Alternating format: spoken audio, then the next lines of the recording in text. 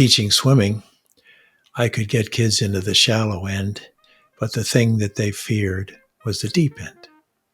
So it was clear that everything I did with them to get them confident in swimming in the shallow end was not just to leave them in the shallow end, but to see them diving off the diving board and swimming to the side of the pool. The same all the way through my career. There's always been a deep end. Hey everybody, welcome to the Quivr Show. This is our audio journal about family, life, business, and the search for our best selves. We hope you enjoy. Oh, is it time for a Quivr? Good day everyone, and welcome back to the Quivr Show. I am your host, Ash Crawford. Today, you will meet Dr. Dave Fearon. Dave is one of my favorite business professors, mentors, and all-round humans for dishing out life advice. Dave has over 50 plus years as a professor, and what I admire most is he never ceases to stop learning. I hope you enjoy this wide-ranging conversation with Doc. Welcome. Today we have an old professor of mine, Doc Fearon. We met many years ago, and I'm really excited to have you on the show. Good to see you. Yes, thank you. That was, I think, the innovation course that you were part of, and here we are innovating. See, so I was right to offer that class, and you sure have been, in many ways, as I've tracked your career, a constant innovator and entrepreneur. So congratulations on still another effort on your part to develop the Ash way of life. Thank you. I mean, I think your class was the first one that I'd ever been called an intrepid time traveler. That's right. And here you are. And here we have done so. Since then, we have traveled through time. We have, thank God. And every decade of that traveling is obviously presents new challenges and situations. I think for a moment, just to be serious, during that course, I believe you were one of the ones where we watched the Echo Challenge and we focused on the adventure race in Morocco and spent a little bit of every week looking at segments of that, arriving in Marrakesh as the goal. And I used that as a metaphor for time traveling. One day you'll reach Marrakesh, but in the meantime, work in a team and confront and overcome obstacles and take opportunities. And now, of course, there's this huge devastation there. I felt very badly. I almost felt like I knew those people. Mm-hmm. Yeah, there's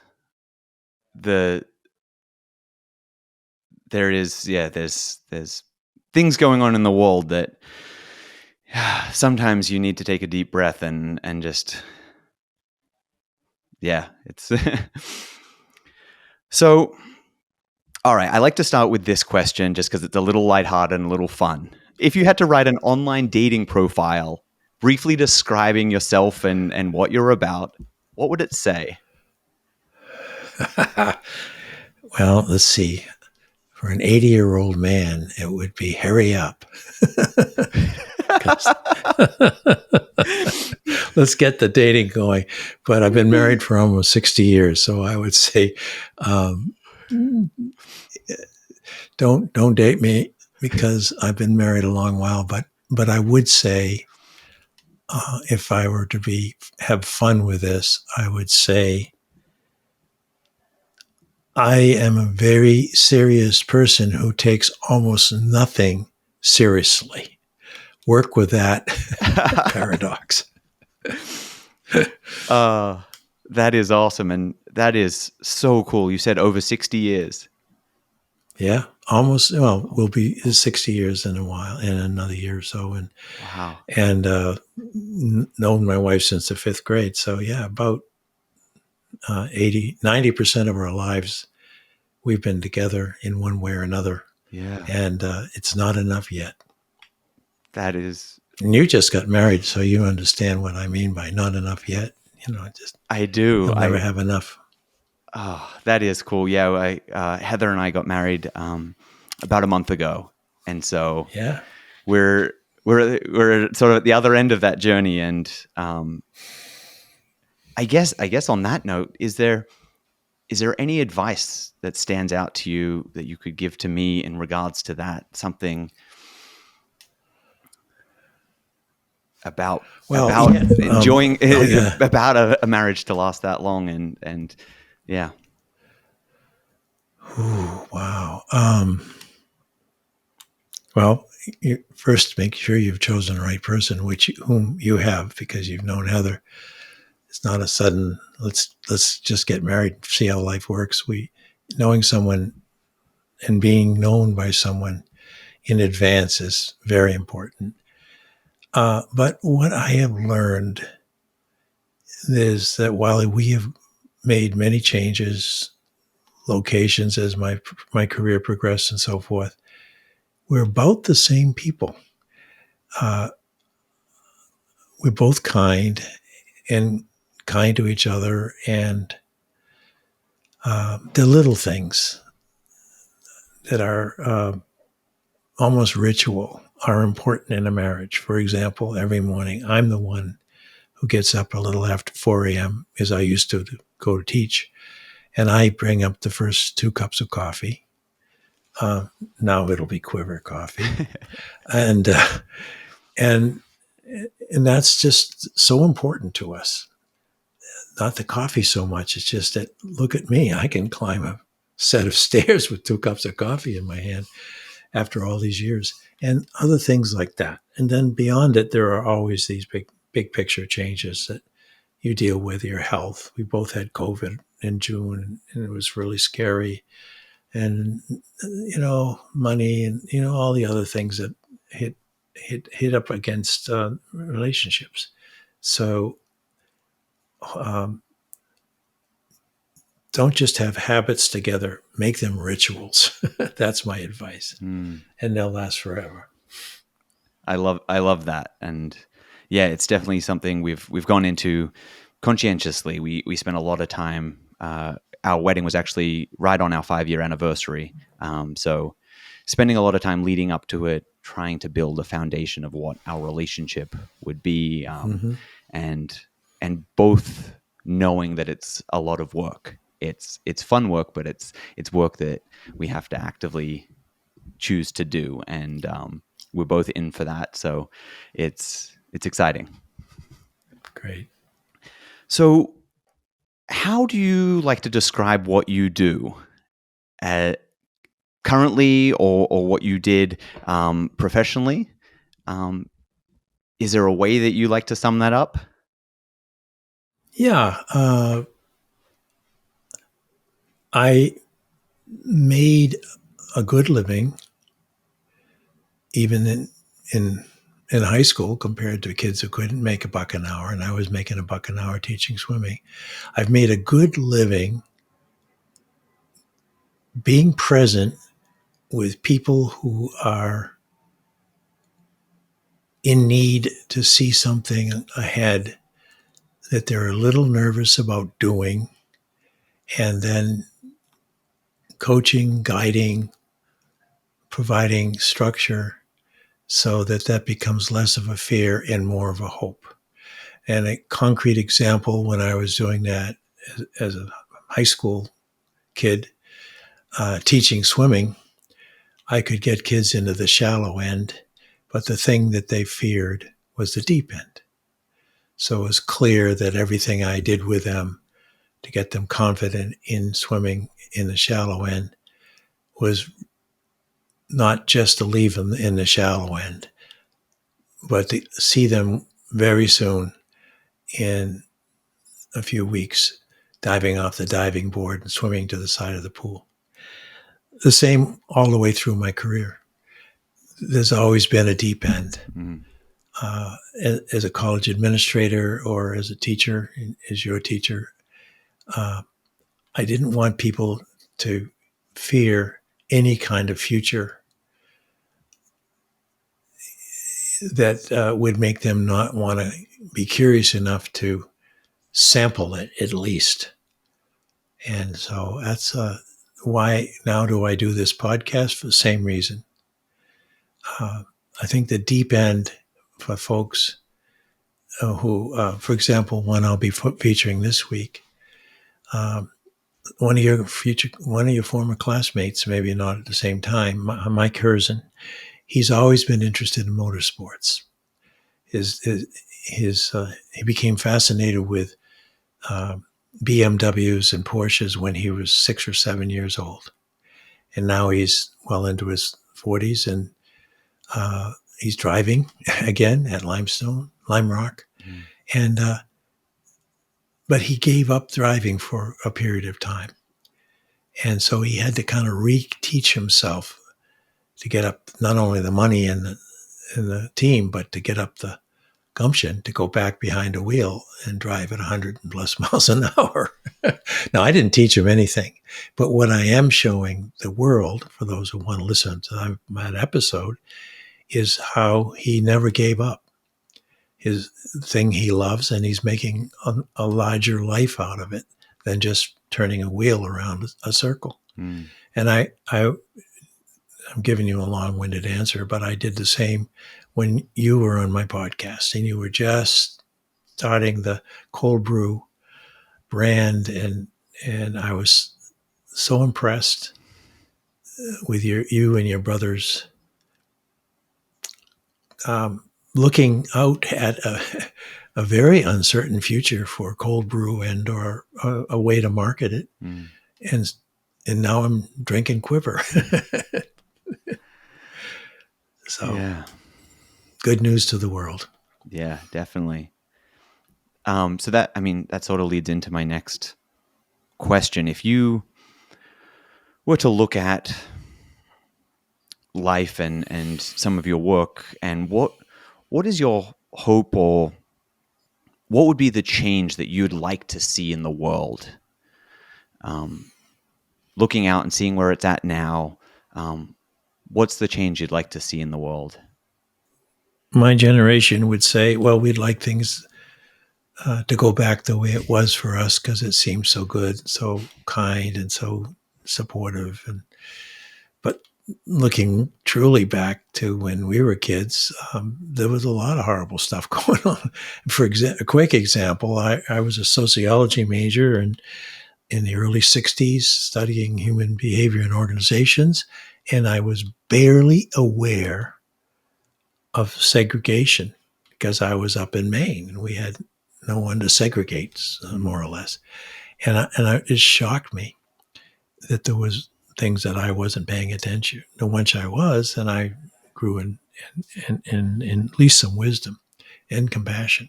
But I think that's probably what I think I would love to see is a world where we can out-believe and outperform and out-care artificial intelligence. Artificial intelligence cannot believe. It can only perform, but we can outperform what it can do. And it can't care. It is totally artificial. And so that's coming hard on our lives all over the world. And so we humans can make it a better world if we take up the challenge. Use artificial intelligence and similar technology. Use it, but don't ever let it take us over. And how do we do that? We have to become superb learners. Yeah, that is a really good point, and I think I haven't thought about it that way, that we can out love and care is maybe the only way. Yeah, really. Yeah. I mean, it well put. No one can create a software that can love. Right. It may say nice words and whatever the robotic thing is, like the people who answer our telephones now when we're calling a company. Right. They may sound, I really can't. I'm happy to hear from you. The voice will say, how may I direct your call? There's no human there, and there's no happiness. It's just a fake, I'm happy to hear from you. So your generation, you in your 30s and beyond, you have a real good contest on your hands to out human the fake humans that are called artificial intelligence. Are you up for it? Certainly. That's I mean, you're a hell of a competitor. I remember you could swing a golf club, right. And, kick a soccer ball like crazy, and you're not going to just sit there and let an artificial intelligence do the best podcast, right? So, and it can right now. Right.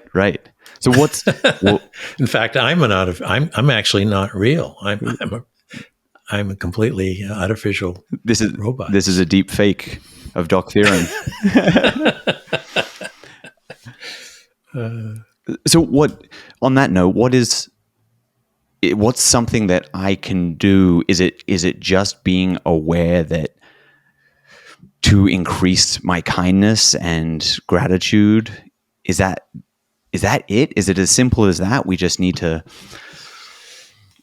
do that in our daily lives? The shallow end is I want to be kinder and friendlier and I want to be an accepting human. That's the shallow end.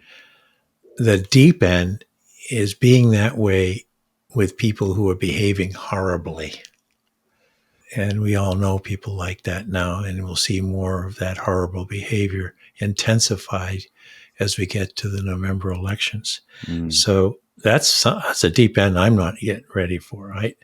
But if we can't break through with the people who scare us the most and who are telling us about us in ways that put us under a label like woke, and just hold back from that, then we're basically not going to be able to compete with AI. And if I were designing AI, I'd be happy to see people holding back love from the people who are hardest to love. And so that, to me, that's a frontier. And there's probably someone in your town right now that you would rather not have come up and say something to you. And the real test will be rather than say, well, I don't have time for you right now, listen to the harangue, but listen, and then give them an honest moment of feedback. Then walk away. Awesome. Yeah. No, I definitely agree with that. And I think that it's a good practice. It is a good practice. And it takes a lot of practice to do it, believe me, to become, look at the people we revere in all of history, the kindest people. I mean, they had to work constantly on their communication abilities, and they had to practice getting into the ick. Think of, real quickly, my daughter has been an operating room nurse now for more than 15 years. And how does she step into that arena and deal with people who are on the verge of death and see all that awful stuff that she has to see? She's in a trauma hospital. And then not go home and have the heebie-jeebies, but she does. She's conditioned herself to know that she has to be present with people who are in that tough state. Listen to them when they're screaming out obscenities and all the rest. Put it all in perspective, and then stand with them, caring about them to get them to recovery. It's amazing. This is my daughter who, when she was a little kid, if she had a tiny cut on her finger, insisted I take her to the ER. Take me to the ER. I'm bleeding to death. No, it's just a tiny cut.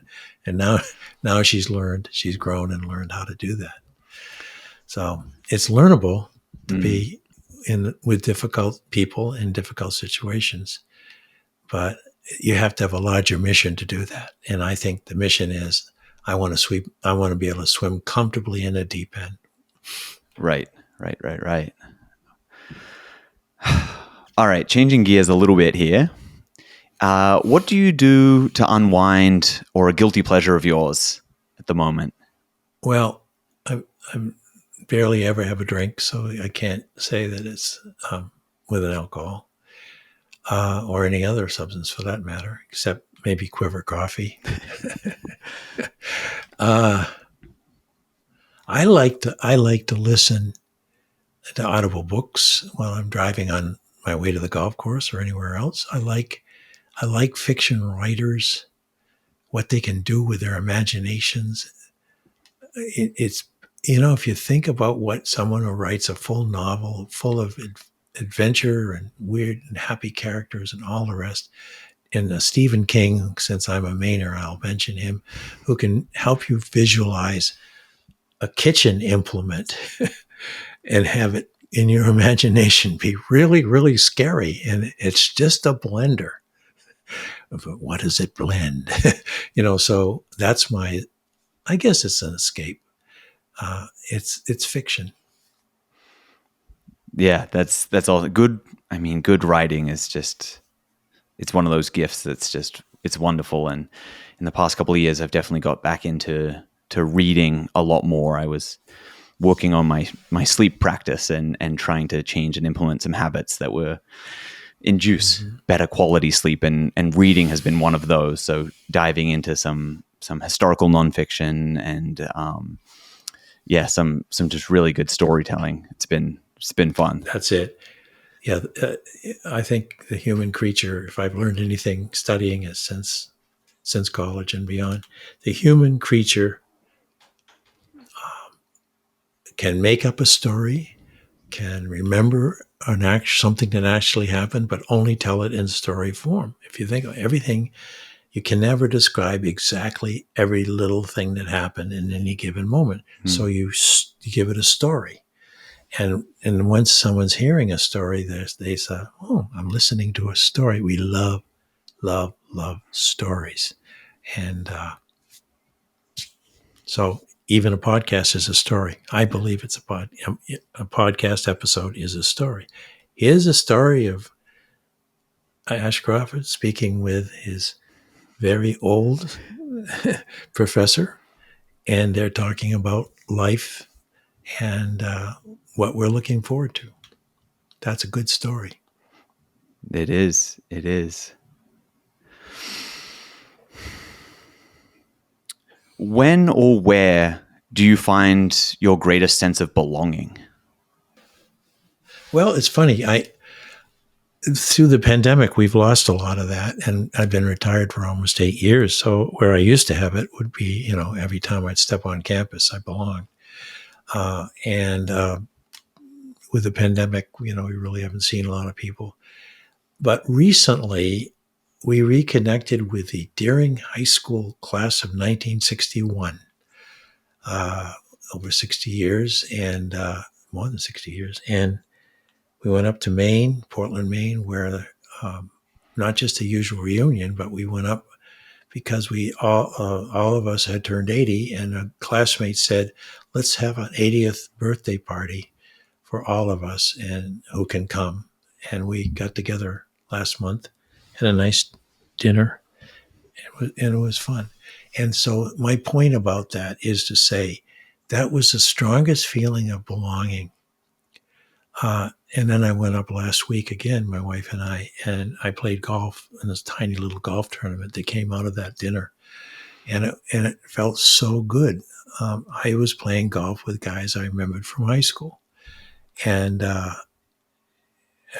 there are points in your life where you've had an intense period of doing stuff together, in this case, high school and sports and related to high school, that sticks with you until this moment. We got together after that golf game, and other people joined us. And it didn't matter who I sat down with. I'd say, "Well, how are you doing? What have you been doing?" And after you hear about the grandkids and how they've all gotten the Nobel Peace Prize and cured cancer, which, since I don't have grandkids, I'm jealous. We say what we remembered about each other. And I have to be honest, some of the, in quotes, kids I could not remember for the life of me. And so I would let me be honest with you. I'm having a hard time remembering. Oh, don't you remember the time that we all had to take required shop in junior high? And you were next to me and you could not get your bookends to be straight no matter what. And I helped you correct them. Yeah, I do remember that now.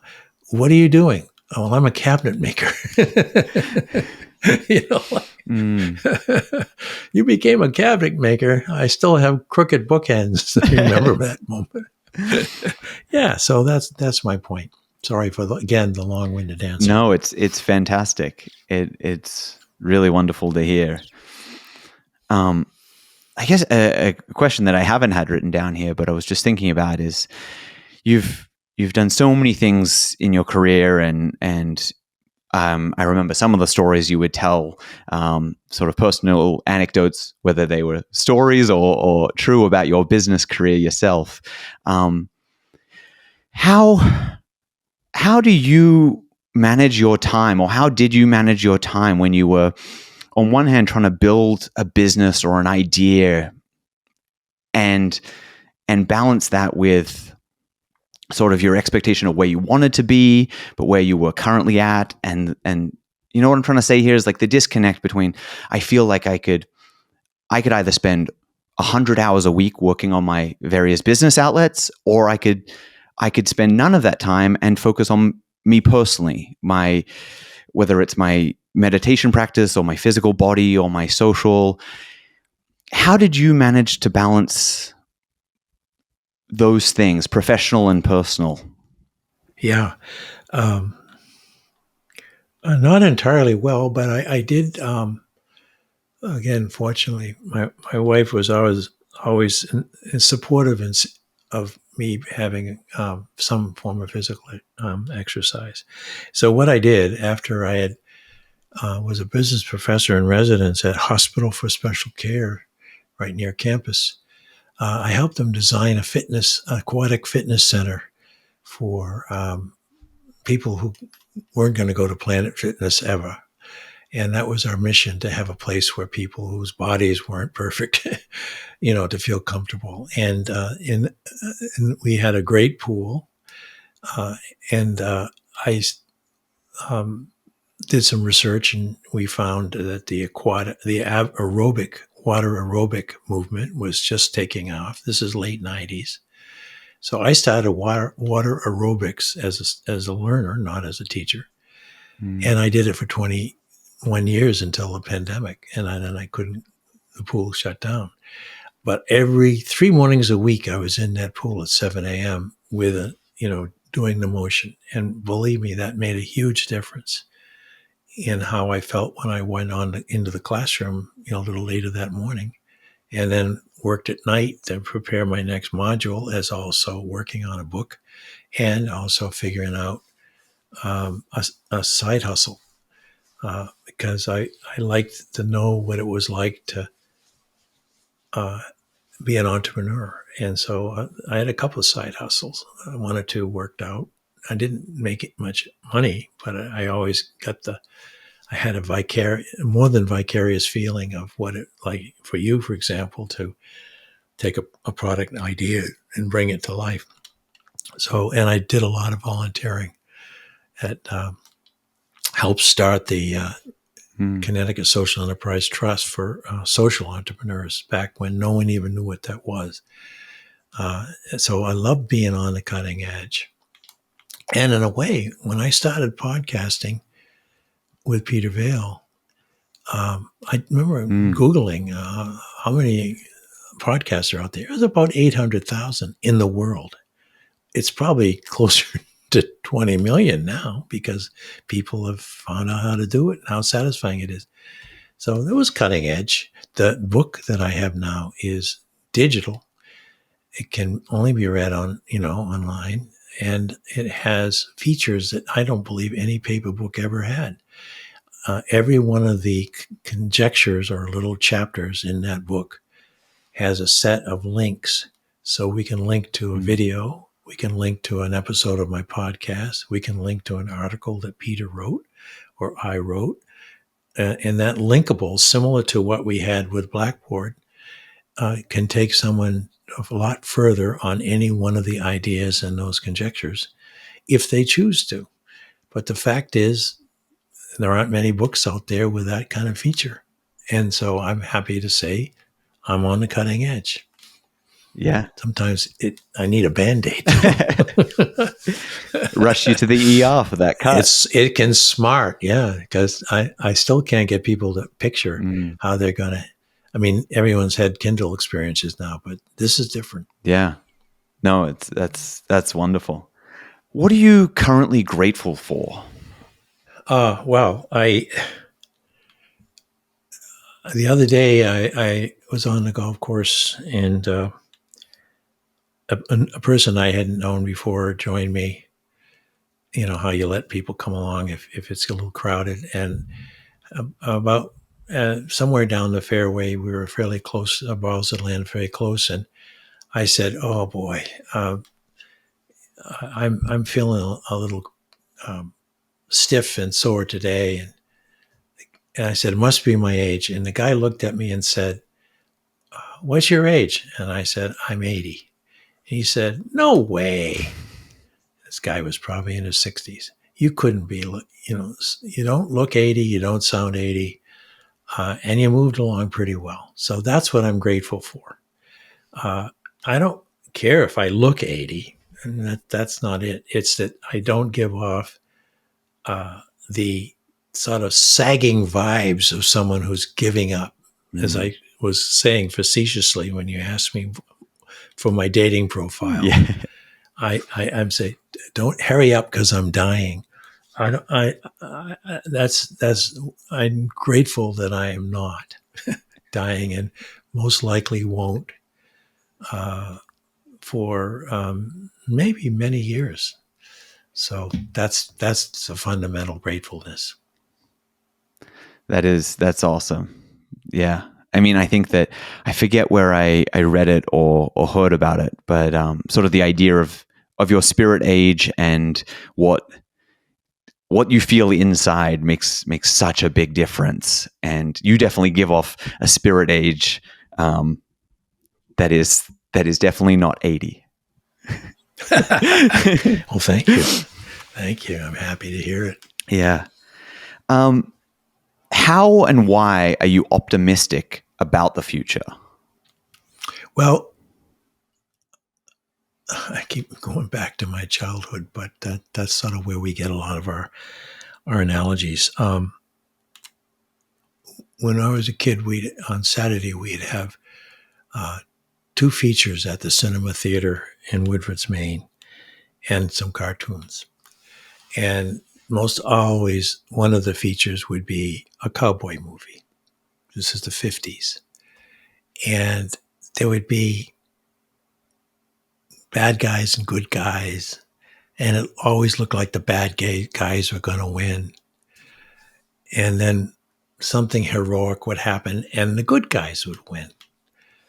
And that was my conditioning. And it still is. I believe, by and large, the good guys are going to win everywhere in the world. And the bad guys will just have to take a hike or learn how to be good. That's my optimism. I believe there's enough enough good guys out there to save the day. Yeah, you gotta be hopeful. You gotta believe in that, because you do. The other option isn't really. It's not viable. No, and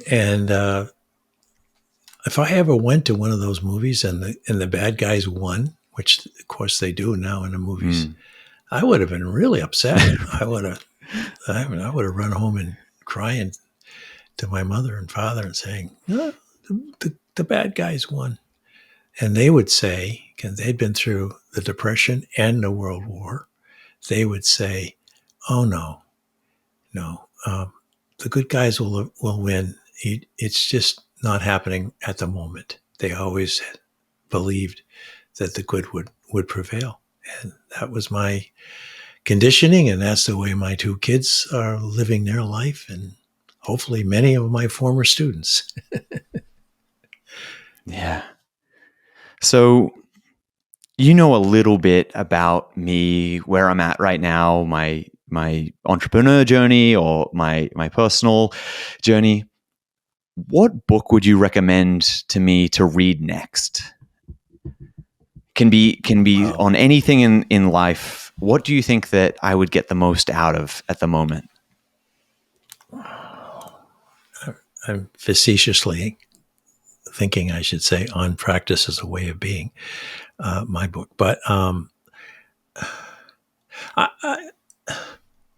there are so many books out there.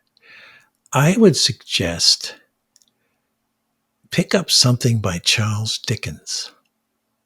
Any one of his novels. Because there's the theme again. His characters, Pip or David Copperfield, you name it, they all went through trials and tribulations and so forth. But look at the people around those main characters who were so loving and supportive and stuck with him. I think a book, because it was written in the 1800s, you'll know how things turned out. Right. In let's say, Tale of Two Cities. But it'll give you a different kind of inspiration than still another self-help book or another physical conditioning book or another book on how to scale a business. All of that is very, very good reading. But and I'm not saying go read any of the classics. I'm saying pick a great storyteller like Charles Dickens, and read every word. Don't just skim, because the way he placed those sentences and the dialogue was friggin' brilliant. And you, as the kind of person who is using all of your abilities and doing new stuff, you would tune into that. You would get it. I think so. I love that answer. I've written that down, and I'm going to dive into that. I think that's awesome. So thank you. Yeah. So, do you have any questions for me while we're chatting, catching up? Anything for me? I guess one question would be, if you were to add to your repertoire or exchange in your repertoire for teaching, what would you love to teach and whom? I've actually been thinking about this a little bit recently, and there's always been there's been a part of me that would love to teach. And there's another part of me that comes up and says, hey, you don't have the experience or the qualifications or the results to justify being able to teach somebody else. And so I've always had these two parts that are in a little bit of conflict with one another. Yeah. That I haven't quite been able to resolve. And it's been coming up a little bit more in my sitting practice, where I would love to teach many things, but one, I've been thinking about golf to college kids, college age, and not necessarily just their swing and their grip, but how to look at life and balance all of the demands on their time and the different facets of life. And I think that could be really, really rewarding for all parties involved. And I'd love to be the assistant coach or sort of the grad student coach to a golf team. And other things that I've thought about is I've done a lot in social media and branding and marketing, and I know that I'm good at it, and I know that I've got a good perspective on it, and I see a lot of people that are struggling or being overwhelmed with the options to learn out there. And so I think that I need to sort of get over that, and maybe I've been being selfish by not sharing my knowledge a little bit more. But yeah. Well, not necessarily selfish. You've certainly been occupied otherwise. The two things you mentioned require time to prepare in order to do it well. There's no question about it. As far as the credentialing and the certifications and so forth, that would depend on a whole bunch of stuff that maybe it isn't that important to you. What is important is that your authenticity is the basis of your teaching. So if you have had a number of very instructive experiences in golf that have taught you something about you and the world, no one's ever had the same experiences as you. You are unique and you love golf. That's a good start. And anyone can teach the swing or the grip, as I was saying. Ad nauseum, everyone's trying to help me improve my swing. But what you and I both know is there's so much about playing down those fairways and reaching those cups that is life. And so if I were a college student and I was kind of, what the hell am I doing in the world? I would say that if you could anchor them in knowing that they can go out and play golf whenever and find out something about themselves and have some fun, get a little exercise, then you're doing them a lot of good. And not just the ones on the golf team, because they already kind of know it. Maybe what they need to know is how to enjoy other things in life than golf, because you can obsess on it. And the other is, you're right. I mean, there's a tremendous interest in being found and valued on social media, which is branding. And you're learning a lot about that, and you're sharing it through the podcast, for example.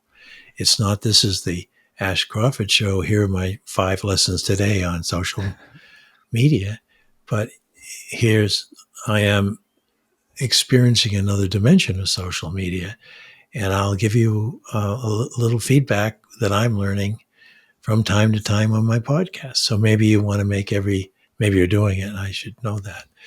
Maybe you're making every 5th or 6th episode a debrief, where you say, well, I've talked to 5 different very interesting people, and here's something I learned about myself and my brand. That kind of thing. So you can become a teacher simply by decreeing to yourself that I'm a teacher. I'm a teaching person who's a businessman and knows how to serve a hell of a good cup of coffee, but be a teaching person. Yeah. I just wrote that as a prescription. Doc has said, I love that. And I think that be a teaching person. Be a teaching person. That's awesome. All right, that's a great place to leave our first conversation. Okay. So if people have enjoyed our conversation here, where can they find your digital book and what you have been working on and your podcast there, Doc? Well, the digital book can be found on mylibrary.com. No, I'm sorry. I should know this. mylibrary.world. And when you type out my library, it's lowercase my, uppercase L, and then the rest library.world. And then once they're there, it'll show you how to get in and find my book. And the podcast is found everywhere. Just search in Podomatic or Apple or YouTube. Just search my name, Fearon, or search Practice Podcast, and it'll pop up. The magic of the internet will once provide. You start listening, once you're in there, find the episode with Ash Crawford. I love it, and I'll be sure to link to all of these so people can find them easily. Great.